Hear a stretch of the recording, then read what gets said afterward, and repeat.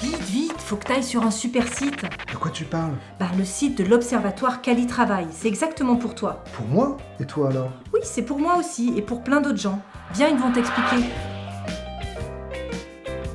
Beaucoup de gens doivent répondre à ce questionnaire. Toutes les personnes en activité professionnelle, qu'elles soient en situation de handicap reconnue administrativement ou pas. Des personnes qui peuvent avoir une maladie chronique, comme le cancer, comme le diabète, comme la sclérose en plaques, qui pour autant ne sont pas reconnues handicapées et pourtant qui ont des besoins en matière de conditions de travail.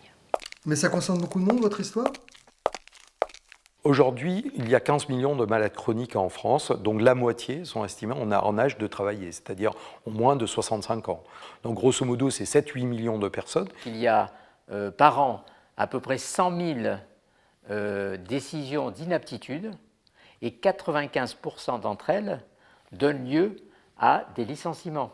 Le point commun de tout ça, c'est la fragilité, la vulnérabilité de la personne qui se trouve confrontée dans sa vie face à une société qui est plus ou moins accueillante par rapport à cette situation-là. Et ils ont tant de choses à dire, tous ces gens? Dans le questionnaire, il y a vraiment des interrogations que je m'étais déjà posées.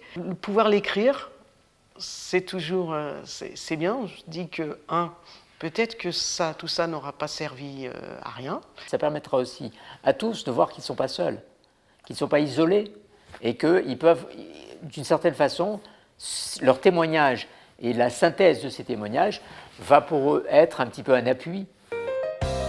Mais comment ils vont savoir qu'ils peuvent témoigner? Nous allons nous appuyer sur des associations spécialisées, mais également sur les employeurs privés ou publics qui, dans leurs effectifs, comptent des personnes en situation de handicap ou des personnes qui ont des difficultés de santé.